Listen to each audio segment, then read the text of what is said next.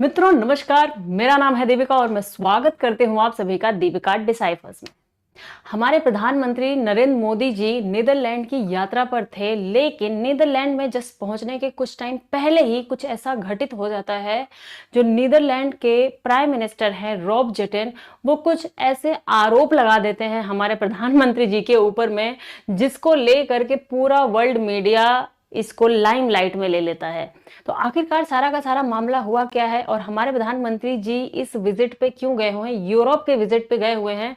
और आप देख सकते हैं कि जैसे ही वो यूरोप के विजिट पे थे, ये हम पहले भी हम कवर कर चुके हैं कि वो यूएई भी पहुंचते हैं, यूनाइटेड अरब एमिरेट्स में पहुंचते हैं। वहां पे किस तरीके से वो काफी इनका गले मिलना, हग करना काफी ज्यादा फेमस हो रहा है यूएई के हेड के साथ में, जो कि लोग लेकर के तरीके तरीके की बातें भी कर रहे हैं। लेकिन इसके साथ में ही बात आती है नीदरलैंड की। नीदरलैंड की जो बात हुई है वो बात यह है कि नीदरलैंड के प्राइम मिनिस्टर ने वहां का, नीदरलैंड का जो एक न्यूज़पेपर है डी वोक्सक्रैंट करके न्यूज़पेपर है, काफी वहां का डच का फेमस न्यूज़पेपर है, जिन्होंने क्वेश्चन किया नीदरलैंड के प्राइम मिनिस्टर से कि आप इंडिया पे जो विजिट में आ रहे हैं प्राइम मिनिस्टर नरेंद्र मोदी जी, आप इसके बारे में कुछ कहना चाहते हैं, कुछ इस तरीके का क्वेश्चन किया। तो नीदरलैंड के जो प्राइम मिनिस्टर हैं उन्होंने बोल दिया डायरेक्टली कि हमें इस बात की चिंता है, हमें ही नहीं पूरे यूरोपियन कंट्रीज को भी इस बात की चिंता है कि इंडिया के अंदर में जो माइनॉरिटीज हैं, उन्होंने डायरेक्ट मुस्लिम्स का भी नाम लिया, मुस्लिम्स और जो अदर माइनॉरिटीज हैं उनके साथ में सही व्यवहार नहीं हो रहा, कुछ इस तरीके का उनका स्टेटमेंट था।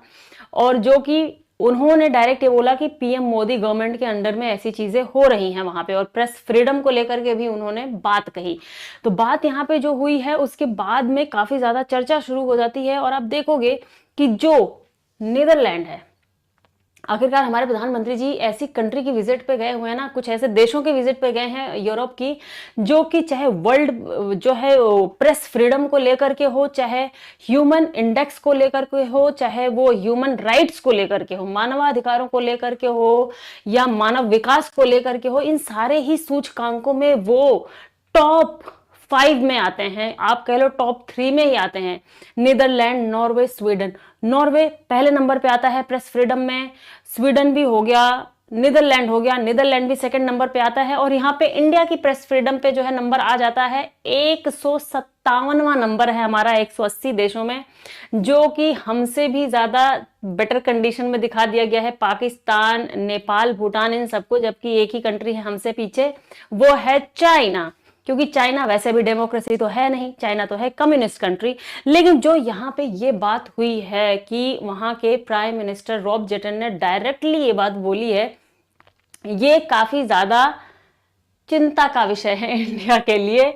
क्योंकि एक प्राइम मिनिस्टर जब कहीं पे विजिट पे जा रहे होते हैं और उसके जस्ट पहले दूसरे कंट्री के प्राइम मिनिस्टर इस तरीके की कुछ बातें कह देते हैं, तो वो चिंता का विषय तो हो ही जाता है। और आप देखेंगे काफी अच्छे से वेलकम भी किया गया वहां पे, और इंडियन मीडिया ने भी काफी अच्छे से दिखाने की कोशिश करी कि हमारे प्राइम मिनिस्टर जी का काफी ग्रैंड वेलकम वहां पे किया गया है। बहुत से लोग बहुत तरीके की बातें भी कर रहे हैं, वो आप कहीं और पे भी देख सकते हैं। लेकिन यहाँ पे है, मैं आपको बताना चाहूंगी कि ये जो नीदरलैंड है, आप ये देखिए, ये नीदरलैंड है, ये है हमारा इंडिया।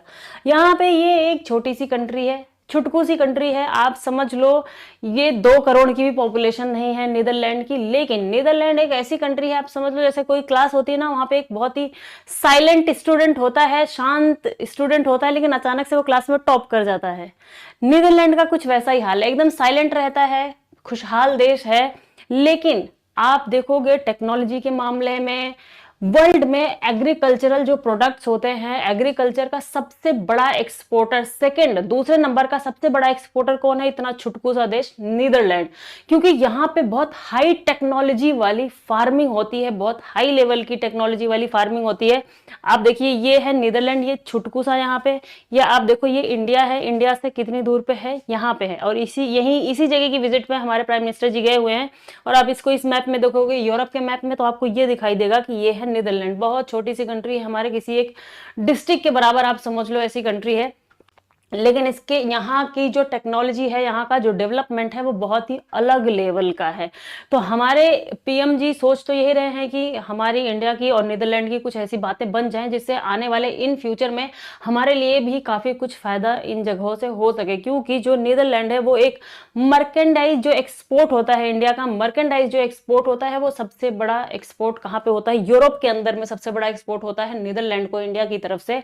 तो हमारा एक अच्छा रिलेशन भी रहा है, हमारा ऐतिहासिक रिलेशन भी आप कह सकते हो। जब डच लोग आए थे इंडिया में व्यापार करने के लिए, फिर उसके बाद कैसे कैसे टेरिटरी एक्वायर होती है छोटी मोटी और कैसे चीजें चलती हैं, वो भी हम यहाँ पे जान सकते हैं कि डच के साथ में हमारा पुराना रिलेशन रहा है। लेकिन यहाँ पे जो बातें हुई हैं वो बात यहाँ पे मीडिया में ज्यादा कंसर्न की बात हो गई है। उसके बाद में हमारी जो मिनिस्ट्री ऑफ एक्सटर्नल अफेयर्स होती है उन्होंने इस बात का जवाब दिया। वहां पे क्वेश्चन उनसे किया जाता है, वहां की जो मीडिया होती है, भाई जो वहां की मीडिया है वो फर्स्ट नंबर पे आ रही है दुनिया की प्रेस फ्रीडम में, अगर फर्स्ट और सेकंड नंबर पे वहां की मीडिया आ रही है तो वो जाहिर सी बात है क्वेश्चंस डायरेक्टली करेंगे। वो फिर उनके लिए स्क्रिप्टेड क्वेश्चंस वहां पे नहीं होंगे, उनके लिए तो डायरेक्ट क्वेश्चंस होंगे, वो जो मन करेगा वो पूछेंगे। और यहाँ पे जब उन्होंने क्वेश्चंस किया उसके बाद में फिर हमारे तरफ से बयान आता है कि वहां पे लैक ऑफ नॉलेज की वजह से, उनको जानकारी नहीं है, इसकी वजह से ये लोग ऐसा भी कुछ भी बोल देते हैं। तो वहां पे फिर मीडिया ने दिखाया है कि हमारे मतलब कि जो नीदरलैंड के प्राइम मिनिस्टर है रॉब जेटन, इनको लैक ऑफ नॉलेज है क्या? क्वेश्चन ये भी किया जाता है क्या इनको लैक ऑफ नॉलेज है, आप लोग ये कहना चाहते हैं?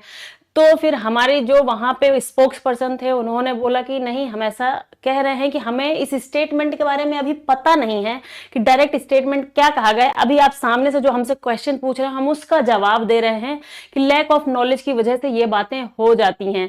ऐसा कह करके वहां पे बात को टाला गया। बाद में मैंने मिनिस्ट्री ऑफ एक्सटर्नल अफेयर्स की तरफ से आया कि हमारे पास में जो है जो हमारी मुस्लिम पॉपुलेशन है वो आज़ादी के समय पे 11% थी और अब वो 20% से ऊपर जा रही है। तो ऐसा तो नहीं कहा जा सकता है कि हमारी जो माइनॉरिटी है उसके ऊपर काफ़ी ज़्यादा अत्याचार हो रहा है। बाकी जो अदर माइनॉरिटीज़ हैं वो भी काफ़ी ज़्यादा फल फूल रही हैं, जो कि इंडिया की एक बहुत ही ज़्यादा ये बहुत अच्छी खूबसूरती है। ये सारी बातें हमारी मिनिस्ट्री ऑफ एक्सटर्नल अफेयर्स की तरफ से कही गई। लेकिन बात यहीं तक नहीं रुकती है। जैसे ही हमारे प्राइम मिनिस्टर जी अगली कंट्री की तरफ बढ़ते हैं, जैसे वो पहुंचे नॉर्वे में और नॉर्वे फर्स्ट नंबर पे आता है प्रेस फ्रीडम पे, वहां पे भी उनसे डायरेक्ट धड़ाधड़ क्वेश्चंस कर लिए जाते हैं कि prime minister of India Narendra Modi would not take, एक जो है वहां की जर्नलिस्ट हैं, नॉर्वे की जर्नलिस्ट है, उन्होंने ये पोस्ट किया कि prime minister of India Narendra Modi would not take my question, I was not expecting him to, कि मतलब कि हम ये एक्सपेक्ट नहीं कर रहे थे कि वो हमारा क्वेश्चन लेंगे और हम एक्सपेक्ट भी नहीं करते हैं कि वो लेंगे हमारा क्वेश्चन, किसी भी तरीके से हम पूछेंगे तो उसका जवाब देंगे, इस तरीके की जो है। क्योंकि और उन्होंने डायरेक्ट ये भी लिखा, Norway has number 1 spot on the world press freedom index, India is at 157th, India 157वें देश पे है और नॉर्वे पहले नंबर पे है। तो कुछ इस तरीके का उन्होंने कहा कि हम तो क्वेश्चन पूछेंगे, जो भी हमारे साथ कोऑपरेट करते हैं, जिनका भी हमारे साथ कोऑपरेशन है, जिन पावर्स के साथ में, हम सबसे क्वेश्चन करेंगे। तो यहाँ पे काफी क्वेश्चंस पूछे भी जाते हैं, कुछ हार्श क्वेश्चंस भी पूछे जाते हैं जो कि हम देख भी सकते हैं उसका किस तरीके से हमारे यहाँ से जवाब दिया गया है। और इसके बाद में आप देखो जो भी चीजें हैं, क्या आपको भी लगता है कि जो दूसरी कंट्री है उनका ये कोई मैटर होना चाहिए, किसी दूसरी कंट्री के जो इंटरनल मैटर है, उनके जो आंतरिक मैटर है, उनके ऊपर उनको क्वेश्चन करना चाहिए कि नहीं करना चाहिए?